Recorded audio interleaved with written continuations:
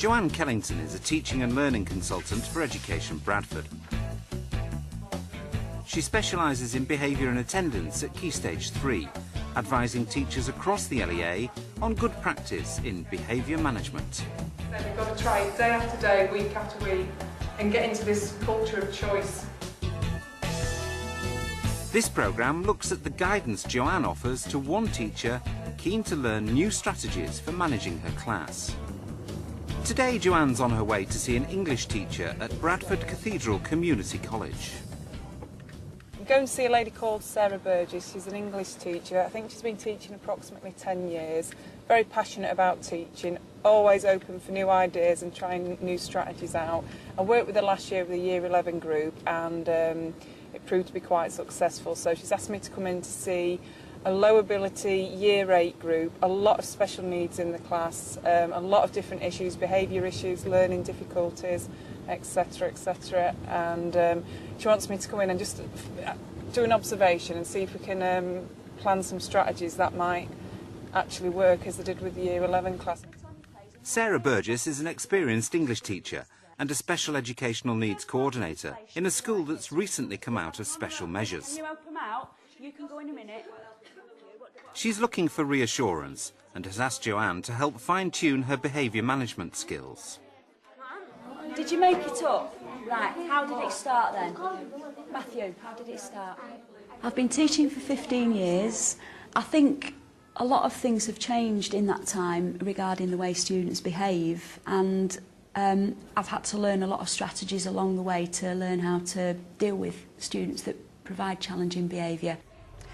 What I'd like Jo to help with today are the listening skills of the class as a whole, and some individuals, they do behave well a lot of the time. It's just when it goes wrong, a few more tips on how to keep it going well all the time.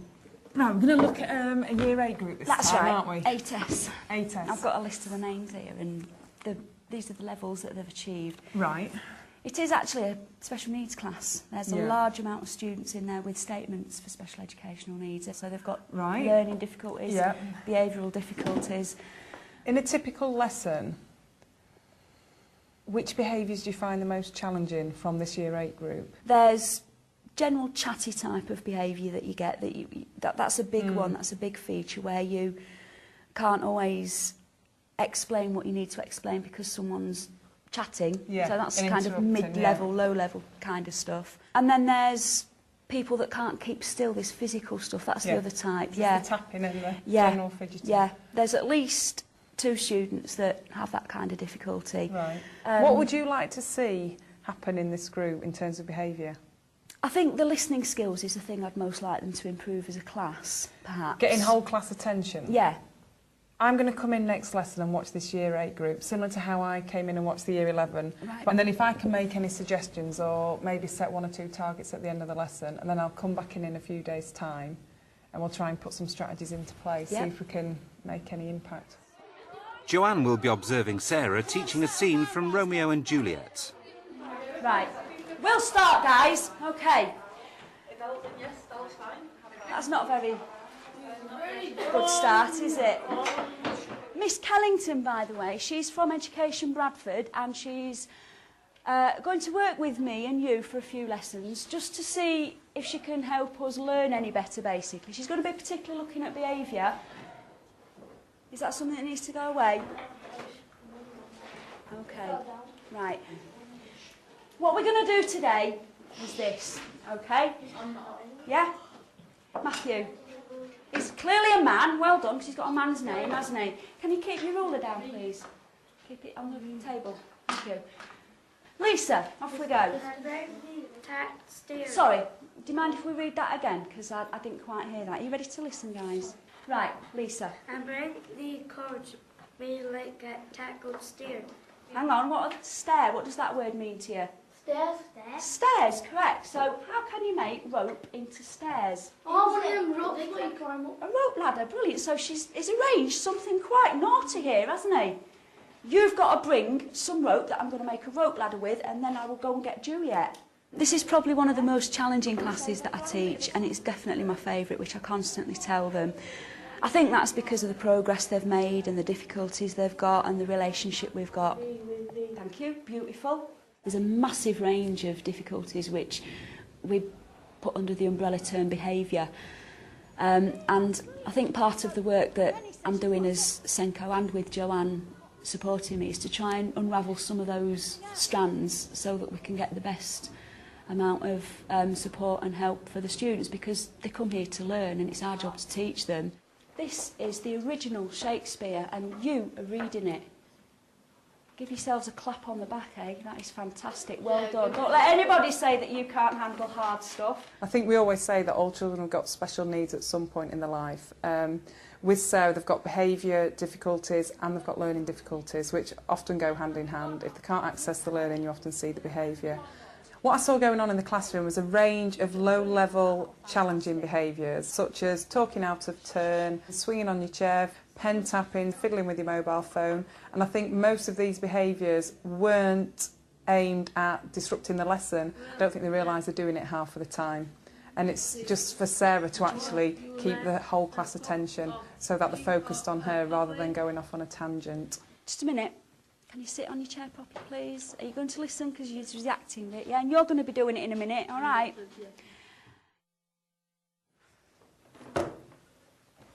I'll go through what I saw. Like I said, I think you're fantastic at building up their self-esteem. Now, these kids, like you said, a lot of them have got special needs, and I imagine most of them have got very low self-esteem as well.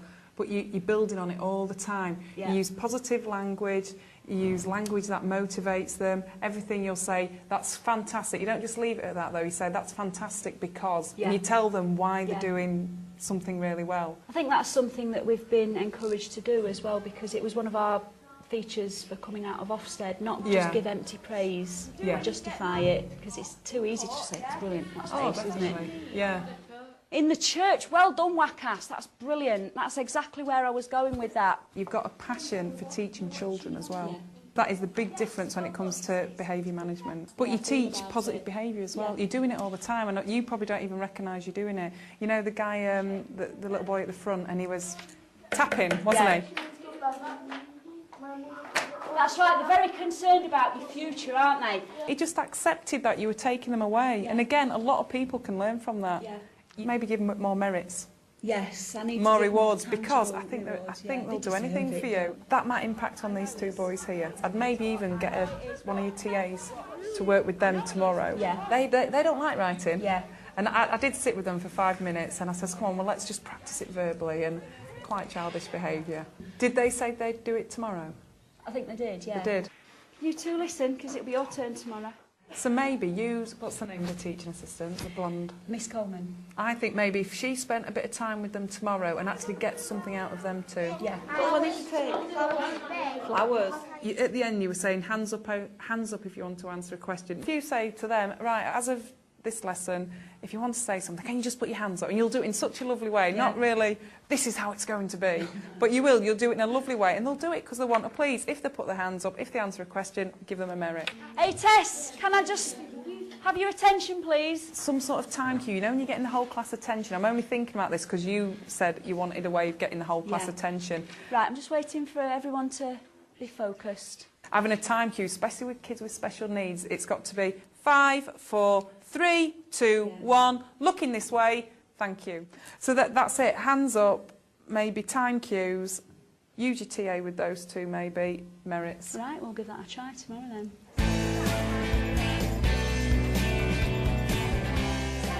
It's the following day and Joe has returned to see how Sarah gets on. Right guys, we're looking at the nurse's message again. Tell me a word that could describe the nurse. Can we have hands up, please? Yes? Thank you for putting your hand up. She's certainly old. Anybody else? Hands up, please. Let's have hands up. Lisa, and talking. What about her talking? What I would like to see her doing is focusing the teacher assistant on those pupils who are going off task. Would you work with Wackass today, please? Because who was your partner yesterday? Me, Asif, right. If you could help Asif and Wackass. Teacher assistants can be the most valuable resource that there is available to teachers in the classroom, and they need to be used effectively. They need to be spoken to in the staff room. They need to be part of the lesson plan. You need to share your objectives with them. You need to talk about the children. They are a valuable asset to the classroom. And if they can use them effectively, I think they'd see a massive impact on the behaviour of the group. Darryl, they've sort of like thought about it. So, decide between themselves, who's going to do it, who's going to be nervous. Time cues are a good strategy to use if they're visual and vocal. I'm going to count you in. Are we ready, guys? I'm going to count down. When I get to 1, you're quiet and ready. 5, 4, 3, 2. Wow, 1. That was lovely. Well done. Thank you.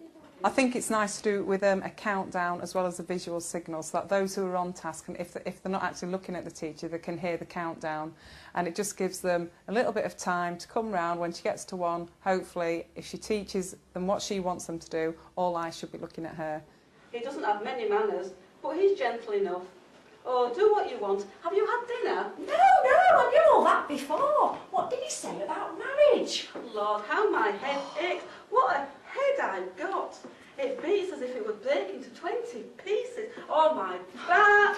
At the other side, oh, my back. Sarah also needs to look at how she finishes the lesson off, because she needs to finish it off in an orderly, controlled manner, and this can impact on behaviour in the next lesson as well. So it's about all staff working together to develop that consistency regarding behaviour.